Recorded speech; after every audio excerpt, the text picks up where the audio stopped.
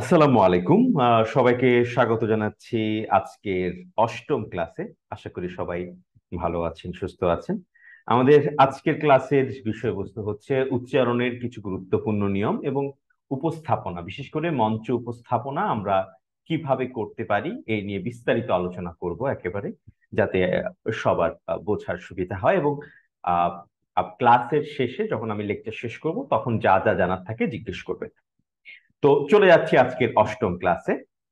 আহ এখানে কিছু উচ্চারণের নিয়ম কানুন আছে, সেগুলো নিয়ে একটু বিস্তারিত আলোচনা করি। শব্দের মাঝখানে বা শেষে যুক্ত বর্ণের সঙ্গে র ফলা যুক্ত থাকলে তার উচ্চারণ ঠিক থাকে। মানে বর্ণটি দ্বিত হয় না, বর্ণটি দ্বিত্ব হয় না। যেমন হচ্ছে সম্ভ্রম, ঠিক আছে? যেমন সম্ভ্রম, সম্ভ্রম। সশস্ত্র, আমরা অনেকে সশস্ত্র উচ্চারণ করতে গিয়ে উচ্চারণ করি সশস্ত্র। সশস্ত্র না, সশস্ত্র, সশস্ত্র। অস্ত্র, অনেকে অস্ত্র উচ্চারণ করতে গিয়ে উচ্চারণ করে অস্ত্র। অস্ত্র না, অস্ত্র। তারপর হচ্ছে চন্দ্র, সান্দ্র, মন্ত্র। সম্ভ্রম, সশস্ত্র, অস্ত্র, চন্দ্র, সান্দ্র, মন্ত্র। হয়ের সাথে যদি মূর্ধন্য ন কিংবা দন্ত ন যুক্ত হয় তাহলে নয়ে হসন্ত, এরপর এন এইচ উচ্চারণ হয়। যেমন আমরা অনেকেই বলি চিহ্ন, না, এটা শুদ্ধ উচ্চারণ হচ্ছে চিহ্ন, চিহ্ন। তেমনি সায়াহ্ন, আমরা অনেকেই বলি সায়াহ্ন, না, সায়াহ্ন না, সায়াহ্ন। চিহ্ন, সায়াহ্ন, নিশ্চিহ্ন, বহ্নি, মধ্যাহ্ন, চিহ্নিত। চিহ্নিত না, চিহ্নিত। চিহ্ন, সায়াহ্ন, নিশ্চিহ্ন, বহ্নি, মধ্যাহ্ন, চিহ্নিত। হয়ের সঙ্গে যদি ম যুক্ত হয় তাহলে ময় হসন্ত, মানে ম উচ্চারণ করার পর আমরা থামবো, তারপর এম এইচ উচ্চারণ হবে। যেমন ব্রাহ্মণ, আমরা অনেকে উচ্চারণ করি ব্রাহ্মণ, না, ব্রাহ্মণ, ব্রাহ্মণ। ব্রহ্মা, একটা হ আছে, ব্রহ্মা, ব্রহ্মপুত্র। হ্যাঁ, ব্রাহ্ম, ব্রাহ্মণ বাড়িয়া। হ্যাঁ, ব্রাহ্মণ, ব্রহ্মা, ব্রহ্মপুত্র, ব্রাহ্ম। হয়ের সঙ্গে যদি জ ফলা যুক্ত হয় তাহলে হ এবং জ ফলার পরিবর্তে উচ্চারণ হবে বর্গীয় জ এবং ঝ। যেমন দাহ্য, দাহ্য। হ্যাঁ, বাহ্য, আমরা অনেকেই দাহ্য, বাহ্য, ঐতিহ্য, এই ধরনের শব্দগুলো উচ্চারণ করতে গেলে আমরা যেটা হয় সেটা হচ্ছে আমরা ঝ উচ্চারণ করি না, আমরা বলি জ। আমরা বলি দাহ্য, বাহ্য, ঐতিহ্য, না, ঝ উচ্চারণ করাটা খুব গুরুত্বপূর্ণ। এই ঝতে গিয়ে সবাই ভুলটা করে। যেমন দাহ্য, দাহ্য পদার্থ, বাহ্য, বাহ্যিক। ঐতিহ্য, এ আমার দেশের ঐতিহ্য, ঐতিহ্য। তারপরে হচ্ছে গুহ্য, উহ্য, গ্রাহ্য, আমি তাকে গ্রাহ্য করি না। হ্যাঁ, গ্রাহ্য, ছটা আমাদের ঠিক মতো উচ্চারণ করতে হবে। হয়ের সঙ্গে যদি আহ রিকার যুক্ত হয় তাহলে এইচ আর আই উচ্চারণ হবে। যেমন হৃদয়।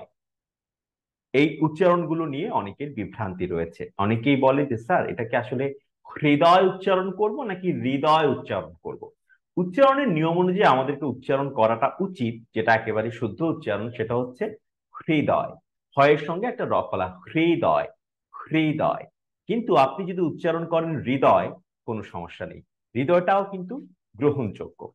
ঠিক আছে, তার মানে আমি হৃদয় এটা উচ্চারণ করতে পারবো। যদি এটা উচ্চারণ করতে আমার সমস্যা হয় শ্বাসের, তাহলে আমি হৃদয় উচ্চারণ করব, কারণ আপনি যদি হৃদয় বলেন এটা কোনো সমস্যা নাই। ঠিক আছে, তো এই দুটো উচ্চারণই কিন্তু গ্রহণযোগ্য। তো হৃদয়, হৃষ্ট, হৃদি, হৃৎপিণ্ড, সুহৃদ। বেশ, কিন্তু এখানে দমের একটা ব্যাপার আছে। যদি এটা উচ্চারণ করতে আমাদের কষ্ট হয় তাহলে আমরা হৃদয়, হৃষ্ট, হৃদি, হৃৎপিণ্ড, সুহৃদ, ঠিক আছে, এটা উচ্চারণ করব। হয়ের সঙ্গে যদি র ফলা যুক্ত হয় তাহলে আর এইচ উচ্চারণ করব। যেমন এটাও কিন্তু হ্রদ, হ্রেষা, হ্রাস, হ্রস্ব। কিন্তু এইটা উচ্চারণ করতে গিয়ে, হয়ের সঙ্গে র ফলা উচ্চারণ করতে গিয়ে অনেকের কিন্তু একেবারে দমের সমস্যা, বা উচ্চারণ করতে গিয়ে কিন্তু অনেকে জড়িয়ে যায়, কারণ চর্চাতেরই। তো আপনি হ্রদ, রেশা, হ্রাস, হ্রস্ব উচ্চারণ করতে পারেন, কারণ আমরা বলি কিন্তু বৈকাল হ্রদ। ঠিক আছে, দ্রব্যমূল্য হ্রাস পাচ্ছে, বাংলাদেশে বৈদেশিক মুদ্রার রিজার্ভ হ্রাস পাচ্ছে। আমরা কিন্তু হ্রাস বলি, হ্রাস কেউ বলতে চায় না, কারণ এটা বলতে গেলে কি কিন্তু উচ্চারণগুলো আটকে যাওয়ার একটা সম্ভাবনা আছে। যারা খুব সুন্দরভাবে স্মুথ উচ্চারণ করতে পারেন তারা ঠিক আছে করবেন, বাট একটু চেষ্টা করতেই পারি আমরা। হ্রদ, রেশা, হ্রাস, হ্রস্ব, অথবা হ্রদ, রেশা, হ্রাস, হ্রস্ব। এই হচ্ছে উচ্চারণের নিয়ম। এরপরে চলে যাচ্ছি উপস্থাপনা। উপস্থাপনা জিনিসটা খুব গুরুত্বপূর্ণ বাচিক শিল্পের ক্ষেত্রে, কারণ অনেকেই উপস্থাপক হতে চায়। উপস্থাপনা মানে হচ্ছে একটা অনুষ্ঠান শুরু থেকে শেষ পর্যন্ত পরিচালনা করা, সঞ্চালনা করা। ঠিক আছে, উপস্থাপনা হতে পারে কোনো সাংস্কৃতিক অনুষ্ঠান, আলোচনা, রাজনৈতিক শোকসভা বা যে কোনো অনুষ্ঠান। যে কোনো অনুষ্ঠান শুরু থেকে শেষ পর্যন্ত সঞ্চালনা করার প্রক্রিয়াটাই হচ্ছে উপস্থাপনা।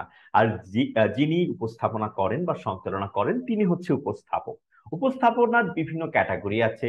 মঞ্চ উপস্থাপনাটাই বেশি গুরুত্বপূর্ণ, কারণ সবচেয়ে বেশি অনুষ্ঠান হয় মঞ্চ উপস্থাপনা। এরপর টেলিভিশন, রেডিও বা এখন বর্তমানে সোশ্যাল মিডিয়াতেও উপস্থাপনা হয়। সেগুলো একটু স্বল্প পরিসরে, কিন্তু আহ, যখন একটা অনুষ্ঠান, মঞ্চে একটা অনুষ্ঠান উপস্থাপনা হয়, তখন একজন উপস্থাপক সেই মঞ্চে অনুষ্ঠানে উপস্থাপনা করতে গিয়ে অনেক কিছু আসলে অভিজ্ঞতা সঞ্চার করে, অভিজ্ঞতা অর্জন করে। সেই অভিজ্ঞতায় তাকে আত্মবিশ্বাসী হিসেবে গড়ে তোলে।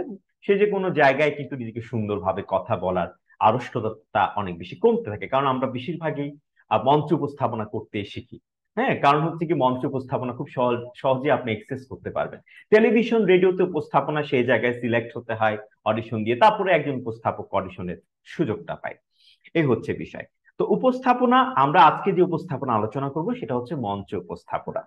উপস্থাপনা করতে গেলে আপনাকে কোন কোন বিষয় মাথায় রাখতে হবে? ধরা যাক আপনাকে বলা হলো, ধরা যাক 16ই ডিসেম্বর মহান বিজয় দিবস অনুষ্ঠানে আপনি উপস্থাপনা করবেন। তো উপস্থাপনা করতে গেলে আপনাকে জানতে হবে অনুষ্ঠানটা কোথায় হবে। যে অনুষ্ঠানের উপস্থাপনা করবেন সেই অনুষ্ঠানটা কোথায় হবে, অনুষ্ঠানটার পরিবেশটা কেমন, সম্মানিত যারা অতিথি থাকবেন আহ তারা কারা কারা আহ, থাকবেন, এটা সম্পর্কে একটু জানতে হবে। কারণ আপনি যখন একজন উপস্থাপক হিসেবে এক অনুষ্ঠানের স্ক্রিপ্ট তৈরি করবেন, তখন অবশ্যই অতিথিদের নামটা লাগবে, অতিথিদের পদবি লাগবে, তাই এগুলো একটু ভালোভাবে আমাদের জানতে হবে। মানে তথ্যগুলো আমাদেরকে একটু জানা থাকলে ভালো। শব্দ প্রদান ও কণ্ঠ প্রদান ও শব্দ বাছাইয়ের ক্ষেত্রে বৈচিত্র্য আনতে হবে। আপনি যখন বলবেন, মাঝে মাঝে আমরা এমন ভাবে, আমরা যখন উপস্থাপনা করতে যাই, বিভিন্ন রকমের উপস্থাপনার বিভিন্ন ধাপে ধাপে কিন্তু আমরা বিভিন্ন রকমের কণ্ঠ প্রদান করি। সব কণ্ঠের রেঞ্জ কিন্তু একরকম থাকে না। যেমন যদি বলি, আহ সম্মানিত সুধীবৃন্দ, আজ 16ই ডিসেম্বর মহান বিজয় দিবস। 1971 সালের এই দিনে দীর্ঘ 9 মাস রক্তক্ষয়ী যুদ্ধের পর আমরা পেয়েছিলাম লাল সবুজ পতাকা। বাঙালি পেয়েছিল একটি স্বাধীন সার্বভৌম রাষ্ট্র। 1971 সালের এই দিনে যেসব বীর মুক্তিযোদ্ধারা রক্ত দিয়েছিলেন আমাদের দেশটি স্বাধীন করবার জন্য, তাদেরকে বিনম্র শ্রদ্ধা জানাচ্ছি। তাদেরকে বিনম্র শ্রদ্ধা জ্ঞাপন করে শুরু করছি আমাদের আজকের আলোচনা সভা ও সাংস্কৃতিক অনুষ্ঠান। হ্যাঁ, এটা কিন্তু একরকম ভাবে বলছি। আবার যদি বলি, আহ সুধী মণ্ডলী, আমাদের আজকের অনুষ্ঠানে প্রধান অতিথি হিসেবে উপস্থিত আছেন বাংলাদেশের বিশিষ্ট শিক্ষাবিদ অমুক। আমি কিন্তু কণ্ঠের রেঞ্জটাকে আরেকটু উপরে উঠিয়েছি। আবার যদি বলি যে সম্মানিত সুধীবৃন্দ, আমি এবারে মঞ্চে ডেকে নিচ্ছি আমাদের আজকের অনুষ্ঠানের সম্মানিত বিশেষ অতিথি জনাব ফখরুল ইসলামকে। আমি কিন্তু কণ্ঠটাকে একটু লাউড করলাম। হ্যাঁ, আবার যদি বলি আমাদের আজকের সাংস্কৃতিক অনুষ্ঠানের বিশেষ আকর্ষণ, আমাদের মাঝে উপস্থিত হয়েছেন বাংলাদেশের কিংবদন্তি কণ্ঠশিল্পী রুনা লায়লা। আসুন আমরা করতালি দিয়ে এই বিশ্ববিখ্যাত শিল্পীকে স্বাগত জানাই।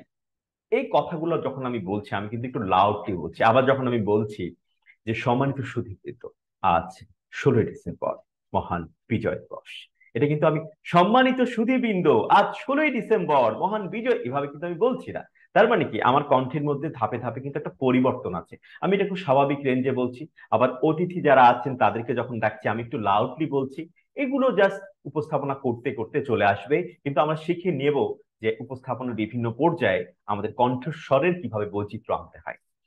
ঠিক আছে, এগুলোই আসলে কণ্ঠস্বরের বৈচিত্র্য। শব্দ বাছাইয়ের ক্ষেত্রে আপনাকে বৈচিত্র্য আনতে হবে, একটা শব্দ বারবার রিপিট না করে একটু ঘুরিয়ে বা একটু অন্যভাবে একটা লাইনকে আসলে বলা যায়। ঠিক আছে, উপস্থাপনার সময় মানসিক ভাবে যেন চাপ সৃষ্টি না হয় সেদিকে খেয়াল রাখতে হবে। আমরা যখন উপস্থাপনা করতে যাই আমাদের কি হয়, হাত পা কাঁপে, বুক ধকপক ধকপক করে, তাই না? কারণ উপস্থাপনার মতো বিশাল একটা কাজ, অতিথি যারা আছেন তাদের ডাকতে হবে, তাদেরকে বক্তব্য প্রদান করবার জন্য মঞ্চে ডাকতে হবে, তাদেরকে ফুলের তোড়া দিয়ে শুভেচ্ছা জানাতে হবে। একটা ভয় লাগে না? প্রথম প্রথম ভয়টা লাগবে, কিন্তু আপনি সাহস করে যদি অনুষ্ঠান উপস্থাপনা করতে থাকেন, ভুল ভ্রান্তি হতে হতে একটা সময় আপনি দাঁড়িয়ে যাবেন। তখন দেখবেন মঞ্চ আপনার কাছে খুব স্বাভাবিক সুন্দর একটা বিষয়, ভয় লাগার কিছু নেই। তখন নিজে আপনি আরো সুন্দরভাবে গুছিয়ে স্বাভাবিক ভঙ্গিতে সাবলীল ভাবে আপনি উপস্থাপনা করতে পারবেন। ঠিক আছে, তো এই হচ্ছে গিয়ে বিষয়। তাই উপস্থাপনার সময় যদি মানসিক চাপ সৃষ্টি হয়, তখন আপনি তবুও চাপটি আপনি দেখাবেন না, আপনার টেনশনে ভেতরে মরে যাচ্ছেন, তবুও আপনার কুল ডাউন, কুল ডাউন, নিজেকে একটু শান্ত করার চেষ্টা করতে হবে। ঠিক আছে, না সব হবে, সব ভালো হবে। মন মনকে বারবার বোঝাতে হবে যে এই সমস্যায় আসুক না কেন আমি সুন্দরভাবে সমাধান করতে পারবো। এবং উপস্থাপনা করবার সময় চোখ কান খোলা রাখতে হবে, বিশেষ করে মঞ্চ উপস্থাপনা। কারণ কোথায় কি হচ্ছে, কোন অতিথি আসছেন, কোন অতিথি যাচ্ছেন, কে কার আগে বক্তব্য দেবেন, কে পরে বক্তব্য দেবেন, কাকে আগে ডাকতে হবে, চোখ কান খোলা রাখবেন। আপনি অবশ্যই উপস্থাপনা করবার সময় মোবাইল টিপাটিপি করবেন না, কারণ আপনাকে মাথায় রাখতে হবে আপনাকে সুন্দরভাবে অনুষ্ঠানটা সঞ্চালনা করতে হবে। তারপর অনুষ্ঠান চলে গেলে আপনি ইচ্ছা মতো আপনি মোবাইল টেপাটেপি করেন আর যাই করেন, কোনো সমস্যাটা নাই। কিন্তু আপনি যদি মনোযোগ দেন পুরো অনুষ্ঠান জুড়ে, তখন কিন্তু আপনি সূক্ষ্ম সূক্ষ্ম বিষয়গুলো খেয়াল রাখবেন।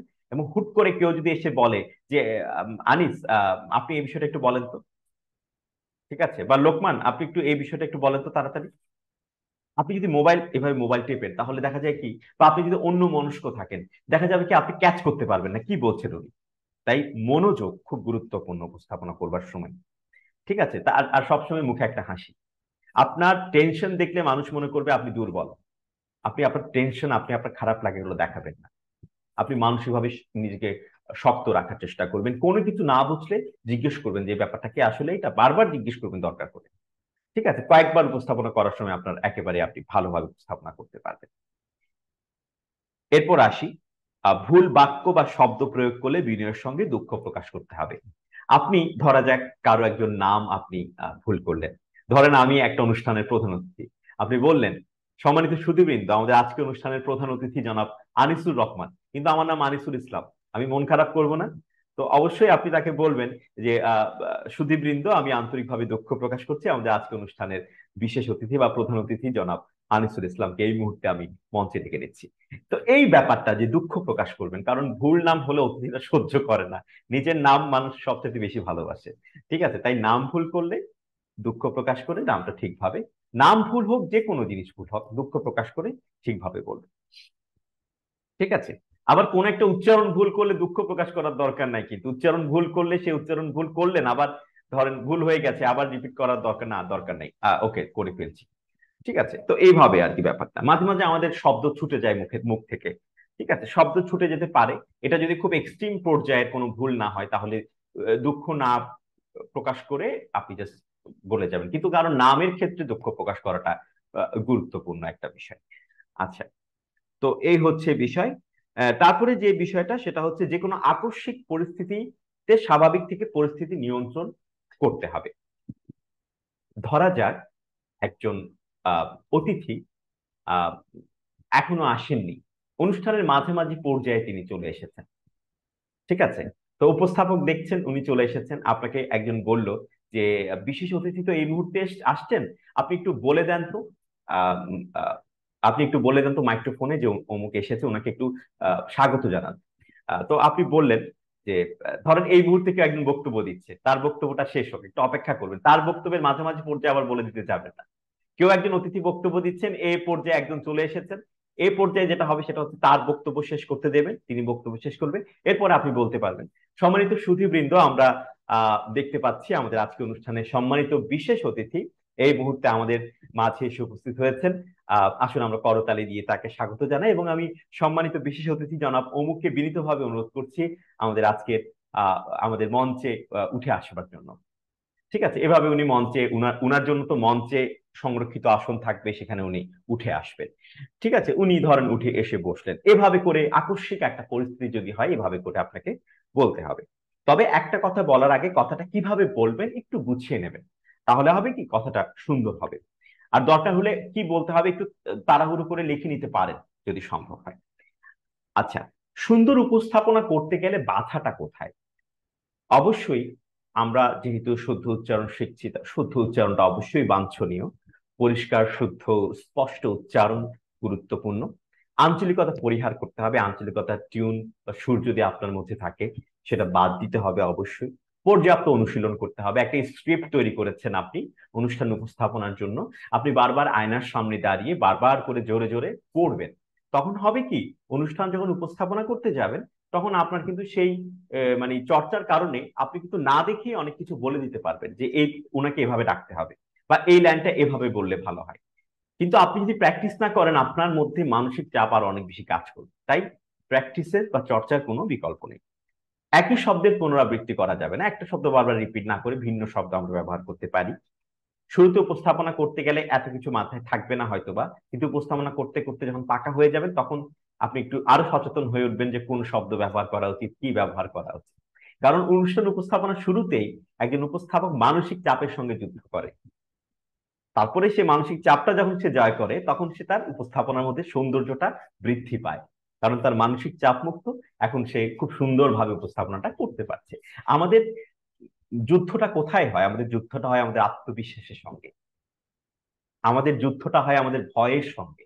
আমরা যখন ভয়টা দূর করতে পারি, জয় করতে পারি, তখন আমাদের উন্মেষ ঘটে, তখন আমরা এগিয়ে যাই। ভয়টা জয় করতে পারলে আমরা এগিয়ে যাবো, এটা মনে রাখবে সবসময়। তা যা কিছু ভয় লাগে তা বেশি বেশি করতে হবে। এরপরে আসি প্রতিশব্দের ব্যবহার, যেটা বললাম একই শব্দ পুনরাবৃত্তি করা যাবে না, ওটাই একই কথা। প্রতিশব্দ ব্যবহার করতে হবে, মূল শব্দের উপর জোর দিতে হবে। ধরা যাক আমি বলছি, আহ সম্মানিত সুধীবৃন্দ, আমাদের আজকের অনুষ্ঠানে উপস্থিত আছেন বিশিষ্ট অর্থনীতিবিদ। আহ, দেখেন আমি কিন্তু খুব স্বাভাবিক ওয়েতে পড়ছি, কিন্তু আমি যদি এভাবে পড়ি, সম্মানিত সুধীবৃন্দ, একটা একটা একটা কিন্তু স্ট্রেস দিলাম শব্দের মধ্যে। সম্মানিত সুধীবৃন্দ, আমাদের আজকের অনুষ্ঠানে, এই দেখেন আজকের অনুষ্ঠানে আবার কিন্তু স্ট্রেস দিলাম। আমাদের আজকের অনুষ্ঠানে উপস্থিত আছেন, হ্যাঁ, নোবেলজয়ী অর্থনীতিবিদ ডক্টর অমর্ত্য সাহা। ঠিক আছে, ধরো বললাম মানে কি, আমি কিন্তু শব্দের মধ্যে ওনার নামের মধ্যে একটা স্ট্রেস দিলাম। স্টেজ না দিলে কেমন হতো? সম্মানিত সুধীবৃন্দ, আমাদের আজকে অনুষ্ঠানে উপস্থিত আছেন বিশিষ্ট অর্থনীতিবিদ ডক্টর অমর্ত্য সাহা। এই রেঞ্জে আমি বলতে পারি, তবে এটা আসলে ডিপেন্ড করে কি ধরনের অনুষ্ঠান। ঠিক আছে, কিন্তু আমি যদি বলি সম্মানিত সুধীবৃন্দ, আমাদের আজকের অনুষ্ঠানে উপস্থিত আছেন নোবেলজয়ী অর্থনীতিবিদ ডক্টর অমর্ত্য সাহা। দেখেন আমি শব্দের মধ্যে কিন্তু একটা জোর দিলাম। এই জোরটা দিলে আপনি যে কোনো জায়গায় জোর দেন না কেন, আপনার বলার মধ্যে, বক্তব্যের মধ্যে জোর দেন, আবৃত্তির মধ্যে আমরা শব্দের মধ্যে জোর দিয়েছি, উপস্থাপনার মধ্যে আমরা জোর দিব। স্ট্রেস প্রয়োগ করা বিভিন্ন শব্দের মধ্যে, সংবাদ পাঠের মধ্যে স্ট্রেস দেওয়ার কথা বলেছি, এখানেও কিন্তু দিলে আপনার মধ্যে একটা বৈচিত্র্য আসবে। ঠিক আছে, এবার যে বিষয়টা হচ্ছে সেটা হচ্ছে শব্দ চয়নের ক্ষেত্রে সচেতনতা। শব্দ চয়ন খুব গুরুত্বপূর্ণ। ধরেন একটা অনুষ্ঠানে প্রধান অতিথি আছেন একজন, বিশেষ অতিথি তিনজন। আপনি কোন একজন বিশেষ অতিথিকে এত প্রশংসা করলেন, মাথা খারাপ হয়ে যাওয়ার মতো প্রশংসা। হ্যাঁ, আমাদের বিশেষ অতিথি অমুক তমুক জনদরদী নেতা, মানে আপনি অনেক কিছুই বললেন, ধরেন তিনি যেরকম আর কি। আবার আপনি প্রধান অতিথিকে মোটেও তেমন প্রশংসা করলেন না, বা তাকে কোনো প্রশংসামূলক কোনো আপনি কিছু ব্যবহার করলেন না, কোনো শব্দ প্রয়োগ করলেন। আর বিশেষ অতিথি যিনি, তাকে আপনি প্রচুর প্রশংসা করলেন। তার মানে কি, এটা অড না বিষয়টা? কারণ হচ্ছে প্রধান অতিথি হচ্ছে একটা অনুষ্ঠানের অলংকার, তিনি প্রধান অতিথি, স্পেশাল, তিনি একেবারে প্রধান অতিথি একদম। ঠিক আছে, তো তাকে যখন আমরা সম্বোধন করব, তাকে অবশ্যই তার যথাযথ মর্যাদায় তাকে সম্বোধন করতে হবে। তার চেয়ে বেশি সম্বোধন কাউকে করা যাবে না, কারণ তিনি প্রধান অতিথি। ঠিক আছে, যার যেটা প্রয়োগ, যার যেটা প্রয়োজন, হ্যাঁ, সেইভাবে তাকে সম্বোধন করতে হবে। আপনি একজন লোকাল শিল্পীকে, আপনি একটা আপনার অঞ্চলের কোন একজন ভালো একজন শিল্পীকে আপনি বললেন, এবারে আমাদের আজকে অনুষ্ঠানে আসছেন, হ্যাঁ, বাংলাদেশের বিখ্যাত শিল্পী, কিন্তু ওনাকে বাংলাদেশের কেউ চেনে না, ওনাকে ধরেন চট্টগ্রামের অঞ্চলের মানুষরা খুব চেনে। আপনি যদি ওনাকে বলেন বিখ্যাত, তাহলে কি সেটা যায়? আপনাকে বলতে পারেন যে জনপ্রিয়, কিন্তু বিখ্যাত মানে কি, যার খ্যাতি বাংলাদেশ থেকে ছাড়িয়ে একেবারে সারা বিশ্বে ছড়িয়ে পড়েছে, সেটা রুনা লায়লার কথা বলা যায় বা কোনো একজন বিশিষ্ট শিল্পীর কথা বলা যায়। তার মানে কি, এমন কোনো সম্বোধন করা যাবে না যেটা অতিরিক্ত মনে হয়। ঠিক আছে, এই জিনিসগুলো খুব গুরুত্বপূর্ণ। অতিরিক্ত কোনো কিছু করতে গেলে সেটা সৌন্দর্য হানি হয়, সেটা আসলে মানটা তখন নড়বড়ে হয়ে যায়। হ্যাঁ, তো এই হচ্ছে, অতিরিক্ত কাউকে সম্বোধন করতে গেলে বরং হাস্যরসাত্মক ব্যাপার তৈরি হয়, হাসির খোরাক যোগায় মানুষের মধ্যে। দর্শকরা তখন মিটি মিটি হাসবে, কিছু বলতে পারবে না। কিন্তু এটা আসলে কানে মানে খুব অড শোনাবে, এটা উচিত না কখনো অতিরিক্ত কোনো কিছু করা। তাই শব্দ চয়নের ক্ষেত্রে সচেতন হতে হবে। এবার আসি আলোচনা অনুষ্ঠানের উপস্থাপনা। আহ আলোচনা অনুষ্ঠান উপস্থাপনা খুবই স্পর্শকাতর, কারণ একটা অনুষ্ঠান, এটা যে কোনো প্রতিষ্ঠানের অনুষ্ঠান হতে পারে, যারা অনুষ্ঠানের আয়োজন করে তারা খুবই মানসিক চাপ নিয়ে থাকেন। কেন থাকেন? কারণ তাদের মধ্যে একটা মানসিক চাপ থাকে এই কারণে যে অনুষ্ঠানে যারা অতিথি আসবেন, তিনি হতে পারেন সরকারের উচ্চ পর্যায়ের কোনো কর্মকর্তা, তিনি হতে পারেন কোনো মন্ত্রী, তিনি হতে পারেন কোনো সাংসদ, ঠিক আছে, অথবা জনপ্রতিনিধি, তিনি হতে পারেন সেই প্রতিষ্ঠানেরই উচ্চপদস্থ কর্মকর্তা, একেবারে বস সবার।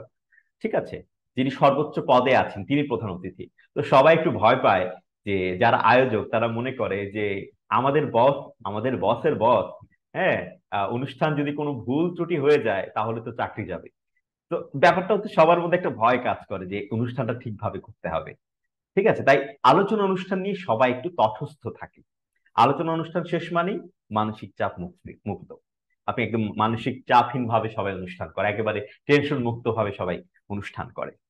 তো ব্যাপারটা হচ্ছে, যারা অতিথি থাকেন তাদের নাম পদবি সব ঠিকঠাক ভাবে বলতে হয়, তাদের পদের ক্রম অনুযায়ী তাদেরকে ডাকতে হয়, তাদেরকে বক্তব্য দেওয়ার জন্য ডাকতে হয়। এই বিষয়টা নিয়ে একটু বিস্তারিত আলোচনা করব। তবে আলোচনা করার আগে একটা অনুষ্ঠান আমরা মনে মনে কল্পনা করে নিই। ধরা যাক আপনি একটা অনুষ্ঠানের উপস্থাপনা করছেন, আপনাকে বলা হলো 16ই ডিসেম্বর মহান বিজয় দিবস উপলক্ষে একটা অনুষ্ঠান আপনাকে উপস্থাপনা করতে হবে। ঠিক আছে, তো অনুষ্ঠানটা হবে 16ই ডিসেম্বর সকাল 9টায়। ঠিক আছে, তো ধরা যাক অনুষ্ঠানে প্রধান অতিথি একজন আছেন, বিশেষ অতিথি আছেন 3জন। ঠিক আছে, অনুষ্ঠানের সভাপতি আছেন, অনুষ্ঠানের সাধারণ সম্পাদক আছেন। অনুষ্ঠানের সভাপতি, অনুষ্ঠানের সাধারণ সম্পাদক অনুষ্ঠানের লোক, তাদেরকে অত বেশি ফোকাস করার দরকার নেই, তাদেরকে নাম বলতে হবে, সম্মান দেখাতে হবে, এটা সত্যি কথা। ফোকাস করতে হবে প্রধান অতিথি এবং বিশেষ অতিথিদেরকে। ধরা যাক আপনি অনুষ্ঠান স্থলে অবশ্যই আপনাকে 30 মিনিট আগে মিনিমাম পৌঁছাতে হবে। আপনি 16ই ডিসেম্বর মহান বিজয় দিবস অনুষ্ঠানে উপস্থাপনা করতে যাচ্ছেন, আপনি পৌঁছে গেলেন 8:30টায়, আপনার অনুষ্ঠান শুরু হবে সকাল 9টায়। ঠিক আছে, সকাল 9টায় অতিথিরা অনুষ্ঠান স্থলে ঢোকা শুরু করবেন। ধরা যাক আপনি একটু গেলেন, যাওয়ার পরে দেখলেন সব মাইক্রোফোন ঠিকঠাক করা হচ্ছে, মাইক্রোফোনটা ঠিক হয়ে গেছে। আপনি মাইক্রোফোনে একটা শব্দ করলেন, কিভাবে?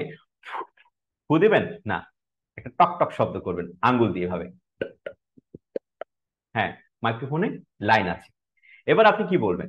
এবার বলবেন যে আশেপাশের মানুষ দেখতে পাচ্ছেন ঘোরাফেরা করছে, হ্যাঁ, সবাই ছড়িয়ে ছিটিয়ে আছে, হ্যাঁ, আসছে যাচ্ছে। আপনি একটু বলতে পারেন এভাবে: সম্মানিত সুধীবৃন্দ, অল্পক্ষণের মধ্যেই শুরু হতে যাচ্ছে মহান বিজয় দিবস উপলক্ষে আমাদের আজকের আলোচনা সভা ও সাংস্কৃতিক অনুষ্ঠান। ঠিক আছে, আহ সকলের দৃষ্টি আকর্ষণ করছি, আপনারা যারা এদিক সেদিক ঘোরাফেরা করছেন সবাইকে বিনীতভাবে অনুরোধ করছি এদিক সেদিক বিশৃঙ্খল ভাবে ঘোরাফেরা না করে আমাদের মঞ্চের সম্মুখে যে আসনগুলো রয়েছে সেখানে আপনারা সুশৃঙ্খল ভাবে বসে পড়ুন। অল্পক্ষণের মধ্যেই শুরু হতে যাচ্ছে আমাদের আজকের অনুষ্ঠান।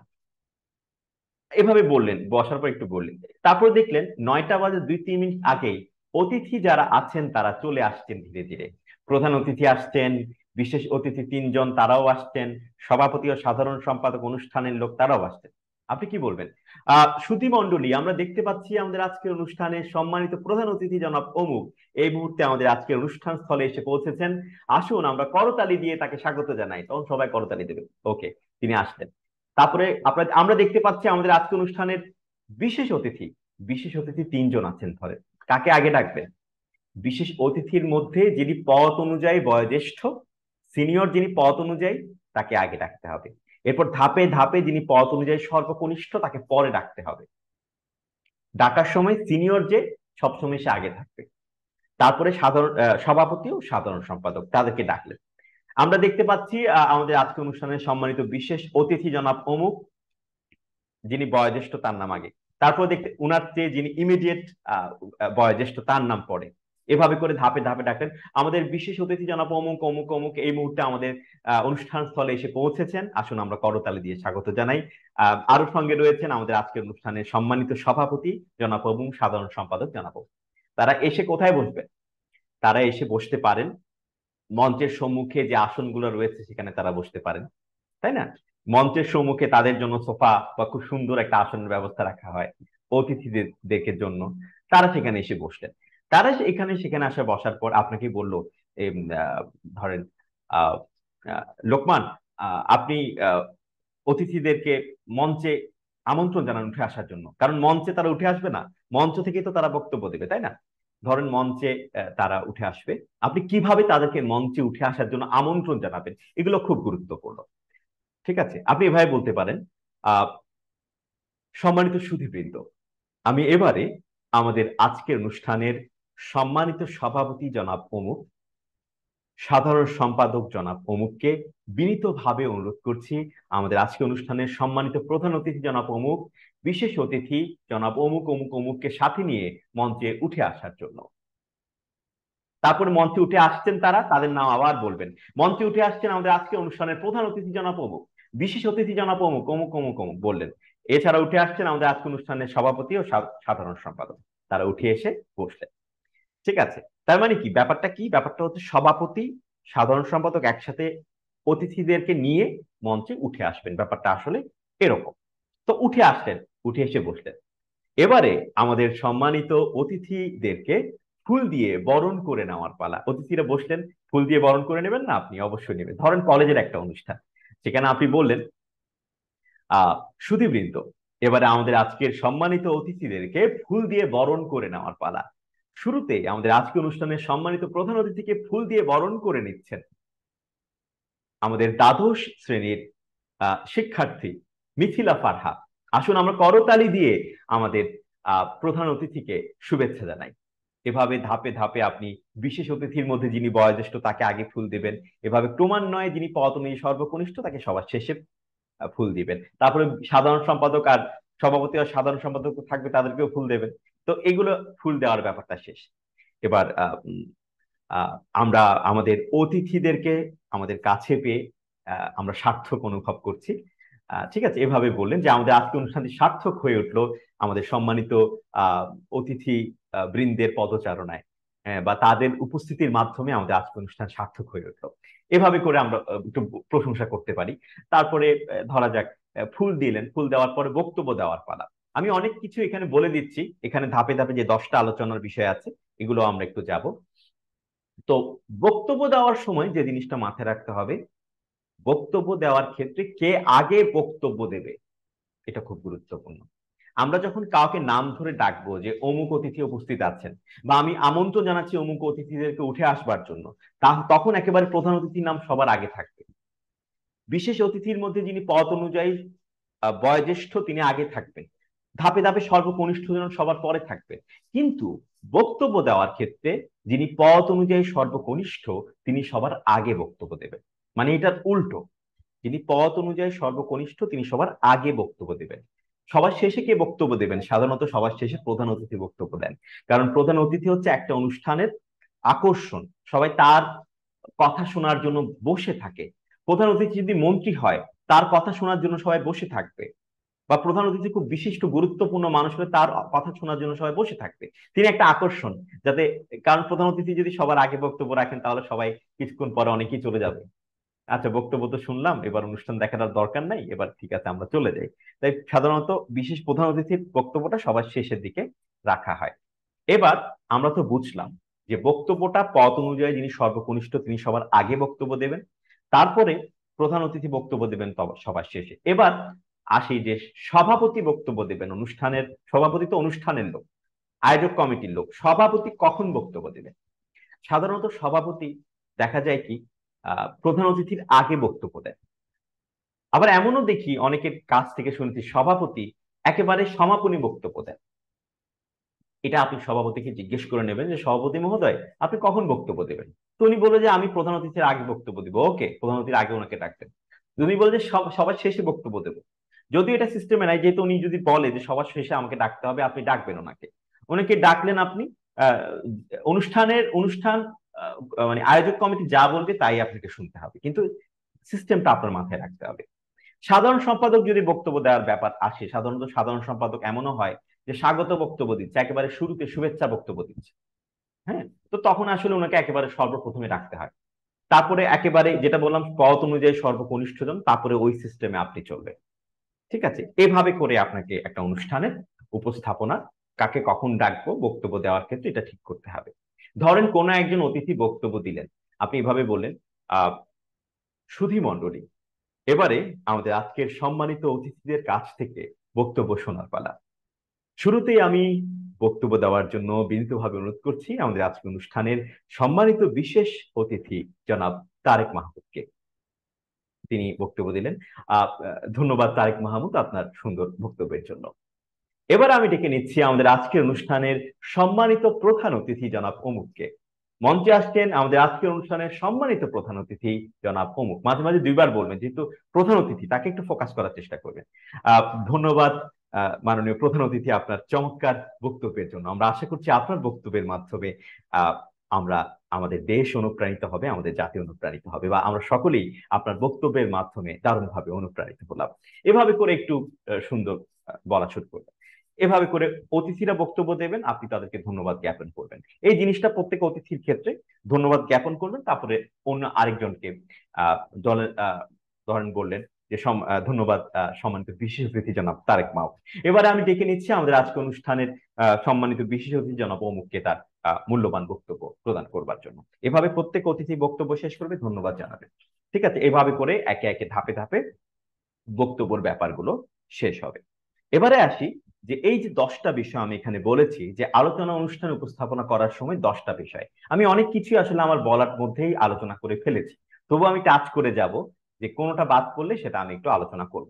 শুরুতে যে প্রথমটা আছে, যারা আলোচনায় অংশ নেবেন সেই সব অতিথিদের যদি মঞ্চে রক্ষিত আসনে বসার জন্য আমন্ত্রণ জানানো হয়, তবে পদের ক্রম অনুযায়ী তাদের আমন্ত্রণ জানাতে হবে, সেটা আলোচনা করেছি। সেক্ষেত্রে প্রধান অতিথির নাম সবার আগে থাকবে, তারপর বিশেষ অতিথি যিনি থাকবেন, কয়েকজন থাকলে বয়োজ্যেষ্ঠ যিনি পদ অনুযায়ী তার নাম আগে ঘোষণা করতে হবে। এভাবে পদের ক্রম অনুযায়ী তাদের নাম উপস্থাপক ঘোষণা করবেন। ওকে। ফুল দিয়ে অতিথিদের শুভেচ্ছা জানানোর বিষয় থাকলে অতিথিরা যখন মঞ্চে বসবেন এর পরপরই শুরু করা যেতে পারে। এরপর পদের ক্রম অনুযায়ী বাকিদের ফুল দিয়ে বরণ করতে হবে। কারা কারা ফুল দিয়ে বরণ করবেন তাদের আগে থেকে প্রস্তুত রাখতে হবে অবশ্যই। কে কে ফুল দেবেন এটা আগে থেকে ঠিক করা থাকে। কে কাকে ফুল দিয়ে বরণ করবেন এটাও আগে থেকে ঠিক করে করে দেওয়া থাকে। ঠিক আছে।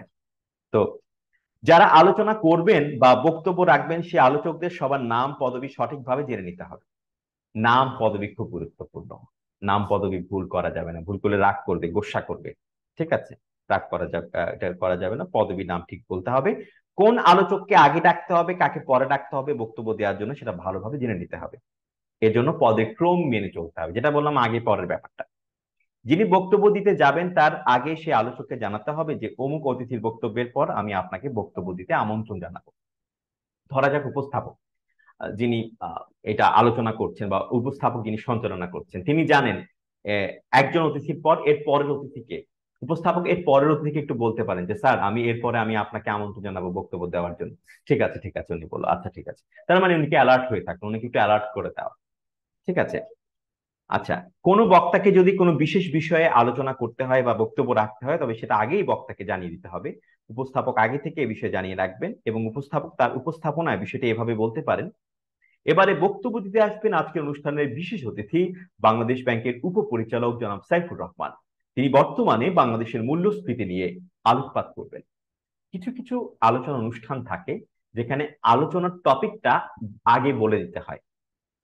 নিজে একটু কাবিল হয়ে যেটা বলে যে নিজে একটু আগ বাড়িয়ে কোনো আলোচকের মানে আলোচনার টপিক বলতে গেলে আপনাকে সব আলোচকের আলোচনার টপিক বলতে হবে। তাই যদি অনুষ্ঠান কর্তৃক ঠিক করা থাকে যে প্রত্যেক আলোচকের আলোচনার টপিক বলতে হবে, তাহলে বলবেন। নিজে আগ বাড়িয়ে কোনো একজন অতিথির আলোচনার টপিক যদি আপনি অ্যানাউন্স করেন বা উপস্থাপনায় বলে দেন, তাহলে সবাই মনে করবে আমারটাও বলা হবে। তার মানে কি? তাহলে অতিথিরা রাগ করবে। একজনকে খুশি করতে গিয়ে অন্যজনকে মনে কষ্ট দেওয়ার কোনো দরকার নেই, ঠিক আছে? হ্যাঁ, তো ব্যাপারটা হচ্ছে এই জিনিসটা একটু মাথায় রাখবেন।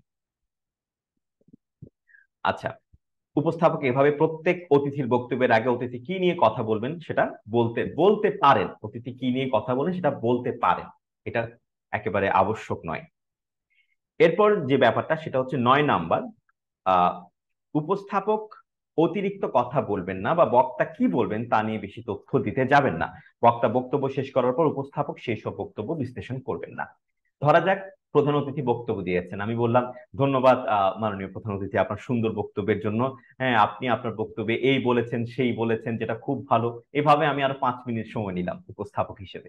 এটা কি উচিত? একদম উচিত না। উপস্থাপক অতিরিক্ত কথা বলতে যাবেন না, উপস্থাপকের কাজ সঞ্চালনা করা। অতিরিক্ত কথা বলার জন্য বক্তারাই রয়েছেন, ঠিক আছে? এটা অতিরিক্ত কথা বলতে যাবেন না। অনুষ্ঠানের আহ মেজাজ বুঝে উপস্থাপক কথা বলবেন। শোক সভা হলে নিম্নস্বরে কথা বলবেন, তিনি যেন শোক সভার গাম্ভীর্য বজায় রাখেন। এবং বিজয় দিবস বা বা পহেলা বৈশাখ হলে একটা উচ্ছ্বসিত ভাব থাকবে। আপনি শোক সভার অনুষ্ঠানে একেবারে ঝিকিমিকি একটা ড্রেস পরে গেলেন, তাহলে সেটা হবে? অবশ্যই হবে না। শোক সভার অনুষ্ঠানে আপনাকে সাদা পাঞ্জাবি পরতে পারেন, বা সাদা কালোর সংমিশ্রণে কোন একটা পোশাক পরতে পারেন, ঠিক আছে? শোক সভার অনুষ্ঠানে লাল টকটকে হলুদ রঙের কোন একটা ড্রেস পরে গেলেন, এটাকে মানাবে? মানাবে না। শোক সভার যে একটা গাম্ভীর্য সেটা বজায় রাখতে হবে। কালো সাদা শোক সভায় সবচেয়ে ভালো যায়। আপনি বিজয় দিবসের অনুষ্ঠানে কালো পরলে সেটা যাবে না। একটা বিজয় দিবস লাল সবুজ পরতে পারেন, সবুজ পরতে পারেন। বা পয়লা বৈশাখ অনুষ্ঠানে আপনি একটু সুন্দর একটা পোশাক পরতে পারেন, যেটা খুব কালারফুল একটা পোশাক পরতে পারেন, যে অনুষ্ঠান অনুযায়ী। আবার আপনি পহেলা শোক সভার অনুষ্ঠানে এভাবে বলতে পারবেন না, সম্মানিত সুধীবৃন্দ, শোক সভার অনুষ্ঠানে সবাইকে স্বাগত জানাচ্ছি। একটা হেসে হেসে বললেন। শোক সভার অনুষ্ঠানে হেসে হেসে বলার কোনো জিনিস নয়, একটা গাম্ভীর্য। সুধীবৃন্দ, শোক সভার অনুষ্ঠানে সবাইকে স্বাগত জানাচ্ছি, একটা ভাব গাম্ভীর্য। আবার আপনি বলতে পারেন, সম্মানিত সুধীবৃন্দ, মহান বিজয় দিবসের অনুষ্ঠানে সবাইকে প্রাণ ঢালার শুভেচ্ছা। এর মধ্যে আপনার মধ্যে একটা ধরনের একটা উচ্ছ্বসিত একটা ভাব থাকতে পারে। এই বিষয়গুলো একটু মাথায় রাখবেন। এবারে আসি সাংস্কৃতিক অনুষ্ঠান। ধরা যাক আলোচনা শেষ, সবাই খুব রিল্যাক্স, এবার সাংস্কৃতিক অনুষ্ঠান শুরু হবে। সাংস্কৃতিক অনুষ্ঠান শুরু করার আগে সাংস্কৃতিক অনুষ্ঠানের কথা যদি বলতে হয়, তাহলে বলতে হবে যে সাংস্কৃতিক অনুষ্ঠান খুব সহজ। আমার কাছে মনে হয় যে এত বেশি মানসিক চাপ নেই। হ্যাঁ, একটা লিস্ট থাকে, গান, নাচ, আবৃত্তি, কৌতুক, নাটিকা, জাদু, এসব থাকে। এগুলো সুন্দর মতো শুরু করে ধাপে ধাপে একটু সুন্দর মতো করে উপস্থাপনা করা। একটু দেখি আমরা কিভাবে করতে পারি। সাধারণত সাংস্কৃতিক অনুষ্ঠানের উপস্থাপনা অতটা কঠিন বিষয় নয়। এখানে অতিথিদের বক্তব্যের পর্বটি থাকে না। পুরোটাই নাচ, গান, আবৃত্তি, কৌতুক, জাদু ইত্যাদির সমন্বয়ে একটা সাংস্কৃতিক অনুষ্ঠান পরিবেশিত হয়, ঠিক আছে? কোনো সাংস্কৃতিক অনুষ্ঠান উপস্থাপনা করবার আগে অবশ্যই বিভিন্ন পরিবেশনার অনুষ্ঠান সূচি আপনার হাতে থাকতে হবে। ধরা যাক একটা অনুষ্ঠানের সূচি এখানে আছে, যেমন শুরুতে একটা গান থাকবে, আবৃত্তি থাকবে, আরেকটা গান থাকবে, নৃত্য থাকবে, কৌতুক থাকবে, জাদু থাকবে, এরপর গান দিয়ে শেষ হবে, ঠিক আছে? এমন একটা লিস্ট আপনাকে দিয়ে দেওয়া হবে, ঠিক আছে? এবারে ধরা যাক অনুষ্ঠান শুরু হতে যাচ্ছে। উপস্থাপক এভাবে শুরু করতে পারেন, সম্মানিত সুধীবৃন্দ, আজ মহান বিজয় দিবস। 1971 সালের এই দিনে দীর্ঘ 9 মাস রক্তক্ষয়ী যুদ্ধের মধ্য দিয়ে বীর বাঙালি অর্জন করেছিল মহান স্বাধীনতা। আমরা পেয়েছিলাম একটি স্বাধীন সার্বভৌম রাষ্ট্র। আজকের এই দিনে সেসব বীর শহীদদের প্রতি বিনম্র শ্রদ্ধা জ্ঞাপন করে শুরু করছি আমাদের আজকের সাংস্কৃতিক অনুষ্ঠান। শুরু করছি সবুজ সংঘ কর্তৃক আয়োজিত আমাদের আজকের সাংস্কৃতিক অনুষ্ঠান।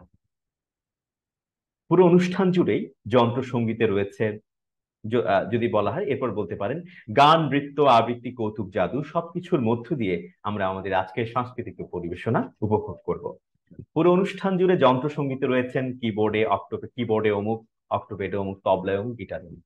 অনুষ্ঠানে যারা সাংস্কৃতিক অনুষ্ঠানে তবলা, গিটারের যারা আহ, বাদ্যশিল্পী থাকে না, তাদের নামটা একটু বলে দেবেন শুরুতেই। হ্যাঁ, কারণ তাদের তাদের ছাড়া একটা অনুষ্ঠান সার্থক হবে না। বলতে পারেন শুরুতেই সেই কালজয়ী গান, জয় বাংলা, বাংলার জয়।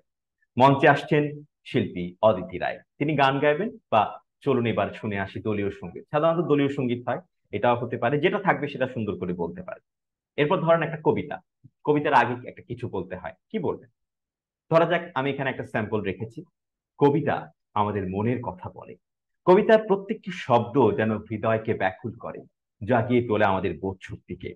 এবারে কবিতা আবৃত্তি পরিবেশন করবেন সদীপ হোসেন।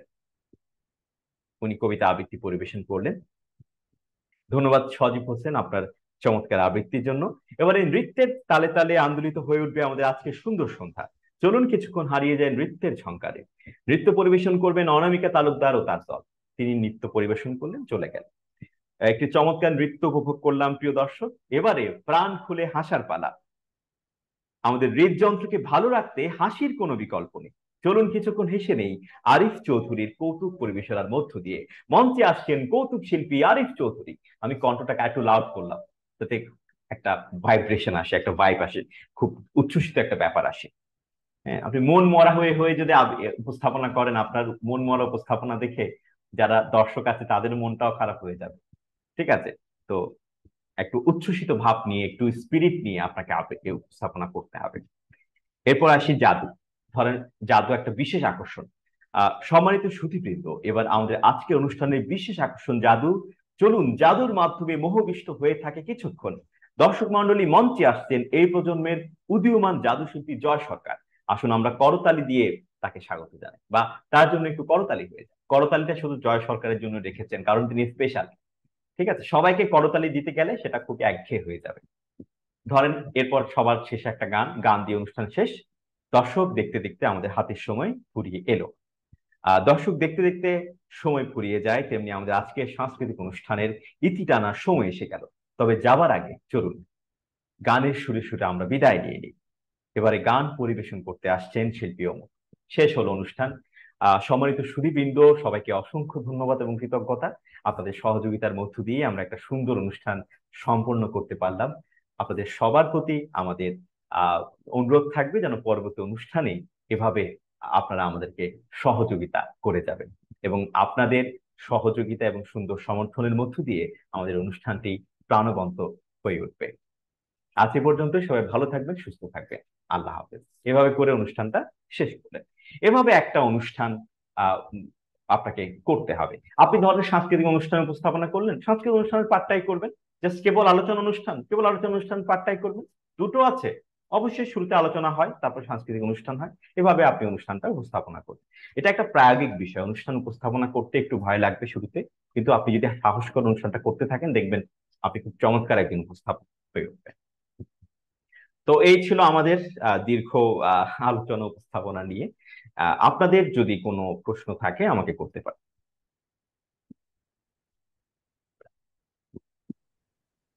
স্যার, আমাদের এখানে যখন প্রোগ্রাম হয় তখন হুম।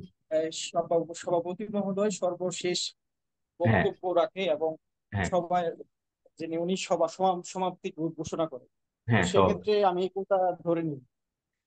যদি এমন হয় যে আপনাকে বলছে যে সভাপতি মহোদয় শেষে বক্তব্য দিবেন, তাহলে তুমি ওনাকে শেষে ডাকবেন আপনি। ঠিক আছে? যেহেতু অনুষ্ঠান যেটা আচ্ছা, বলছে সেটাই আপনাকে শুনতে হবে। ঠিক আছে? এই আর কি। ঠিক আছে।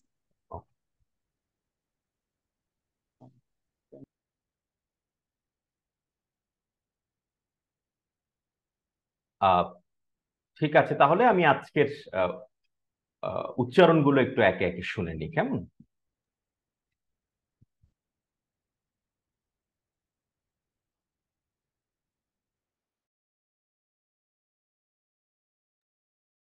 আব্দুল মান্নান পনির। আব্দুল মান্নান পনির, আপনি শুরুতেই আহ, আহ, শব্দগুলো শোনান। ঠিক আছে? সম্ভ্রম, সশস্ত্র, অস্ত্র। আসসালামু আলাইকুম স্যার। ওয়ালাইকুম আসসালাম। স্যার পড়ছি। সম্ভ্র, স- সশস্ত্র, সম্ভ্রম। সম্ভ্রম। সম্ভ্রম, সশস্ত্র, অস্ত্র, চন্দ্র, সান্দ্র, মন্ত্র, চিহ্ন, সায়নহ, নিশ্চিহ্ন, বহ্নি, মধ্যাহ্ন, মধ্যাহ্ন। চিহ্নিত, মধ্যাহ্ন, চিহ্নিত। ব্রাহ্মণ, ব্রহ্মা, ব্রহ্মপুত্র, হপুত্র, ব্রহ্মপুত্র, ব্রাহ্ম। ও সরি স্যার, ব্রাহ্ম। দাহ্য, দাক্ষ, বাচ্ছ, ঐতিহ্য, গুহ্য, উহ্য, গ্রাহ্য। হৃদয়, হৃষ্ট, হৃষ্ট, হৃদি, হৃদি, হৃৎপিণ্ড, হৃদি বললে হবে, হৃদি, হৃদি হয়ে হৃদি, গেছে। হৃদি, হৃৎপিণ্ড, সুহৃদ, হ্রদ, রেশা, রাস, রোষ, রস্য, রস্য। রস্য, রস্য।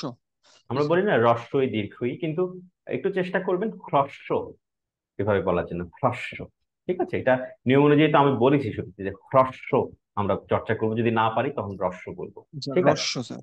হুম, ঠিক আছে, ঠিক আছে পনির, ভালো হয়েছে, থ্যাংক ইউ। Sir, hello.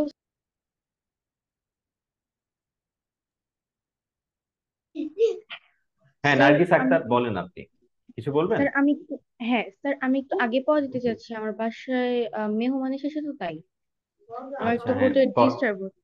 ঠিক আছে, পড়াতে। আচ্ছা, থ্যাংক ইউ স্যার। সম্ভ্রম, সশস্ত্র, অস্ত্র, চন্দ্র। আপনি একটু প্র্যাকটিস করেন নার্গিস, একটু প্র্যাকটিস করেন, আপনি একটু পরে ডাকছি আমি, উচ্চারণ গুলো হচ্ছে না ঠিক মতো, একটু প্র্যাকটিস করে একটু পড়া দেন, ঠিক আছে, একটু পরে ডাকবো আপনাকে। আসমা হুমায়রা। আসসালামু আলাইকুম। ওয়ালাইকুম আসসালাম। সম্ভ্রম, সশস্ত্র, অস্ত্র, চন্দ্র, সান্দ্র, মন্ত্র, চিহ্ন, সায়াহ্ন, নিশ্চিহ্ন, বহ্নি, মধ্যাহ্ন, চিহ্নিত। ব্রাহ্মণ, ব্রহ্মা, ব্রহ্মপুত্র, ব্রাহ্ম। দাহ্য, বাহ্য, ঐতিহ্য, গুহ্য, উহ্য, গ্রাহ্য। গ্রাহ্য। হৃদ, গ্রাহ্য। হৃদ না, রদ। না, হৃদয় থেকে শুরু করব। আচ্ছা আচ্ছা, হ্যাঁ ঠিক আছে, ওকে, হৃদয়। হৃদয়, হৃদয়, হৃষ্ট, হৃদি, হৃৎপিণ্ড, সুহৃদ। সুরিত, সুরিত বলবে, সমস্যা নেই, সুরিত। আচ্ছা, সুহৃদ। হ্রদ, হর্ষা, হর্ষ, হর্ষ। দেখেন, হাঁস উচ্চারণ করতে গিয়ে কিন্তু উচ্চারণটা ঠিক মতো হচ্ছে না, এটা জি, কিন্তু হাঁস হয়ে গেছে, হাঁস হলে কেউ বুঝবে না এটা কি আপনি উচ্চারণ করছেন, তাই না?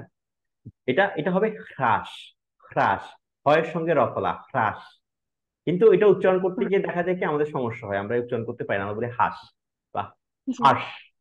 তো সেক্ষেত্রে রাস বলাই ভালো, চেষ্টা করবেন হ্রাস। একেবারে নিয়ম অনুযায়ী শুদ্ধটা করবার জন্য। যদি মনে হয় যে না পারেন বা একটু কষ্ট হচ্ছে, তাহলে রাস বলবেন, ঠিক আছে। জিনিসটা তো হবে হর্ষ নাকি? হাঁস না, এটা হ্রাস, হ্রাস। মানে রটা আগে আসবে? না, হয়ের সঙ্গে রফলা তো, হ্রাস, হ্রাস, হয়ের আচ্ছা, সঙ্গে একটু রফলা। প্র্যাকটিস করতে হবে। হ্যাঁ অবশ্যই। আচ্ছা, ঠিক ঠিক আছে। আছে, ধন্যবাদ। হুম। বলেন, এগুলো পড়েন, রথ, রেশা, রাস, রস্য। হ্রদ, রেশা, হ্রাস, রস্য। এটা ঠিক আছে, ঠিক আছে। আচ্ছা, ঠিক আছে, ধন্যবাদ।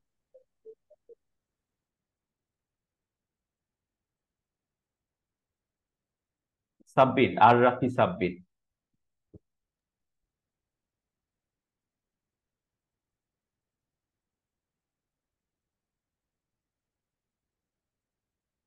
হ্যাঁ, সাব্বির শোনান।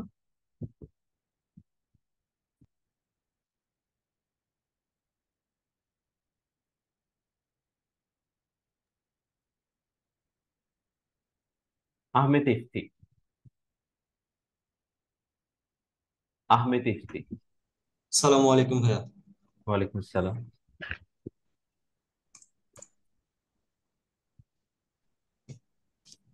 সম্ভ্রম, সশস্ত্র, অস্ত্র, চন্দ্র, সান্দ্র, মন্ত্র, চিহ্ন, সায়াহ্ন, নিশ্চিহ্ন, বহ্নি, মধ্যাহ্ন, চিহ্নিত।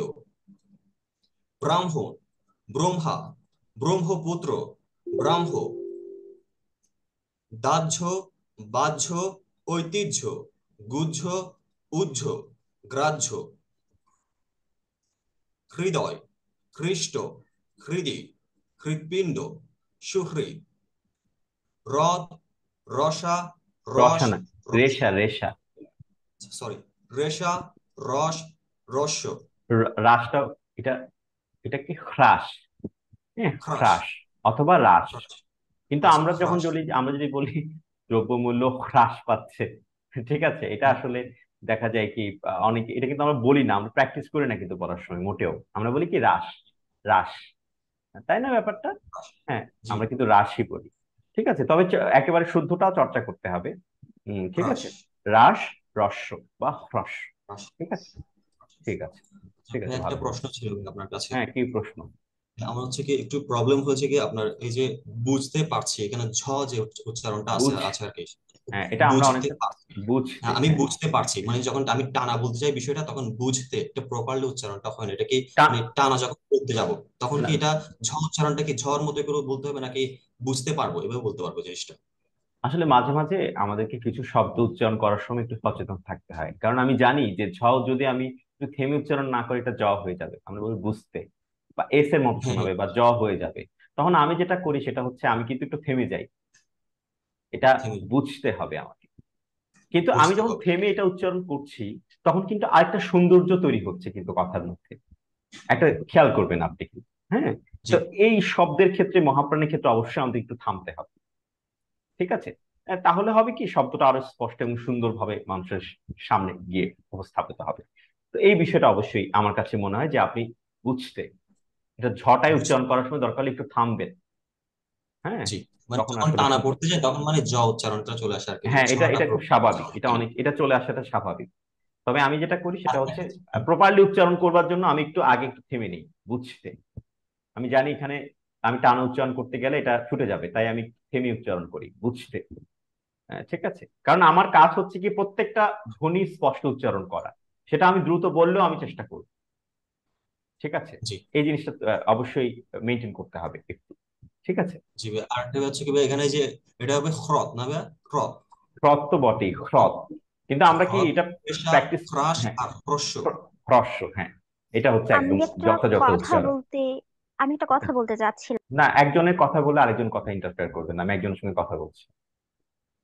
ইফতি, হ্যাঁ, ব্যাপারটা জি হচ্ছে ভাই। এরকম, কিন্তু আমরা রেগুলার আপনি দেখবেন এই প্র্যাকটিসটা খুব কম হয় হ দিয়ে ব্যাপার, তাই না? ব্যাপারটা আমরা যখন দেখি আমরা তো জি, খুব জি, কম দেখি যে আমরা অনেক সময় দেখি রস্যই পড়ছে, একদম রস্যইটাও আসলে প্রচলিত অর্থে ঠিক, কিন্তু এটা হ্রস্বই।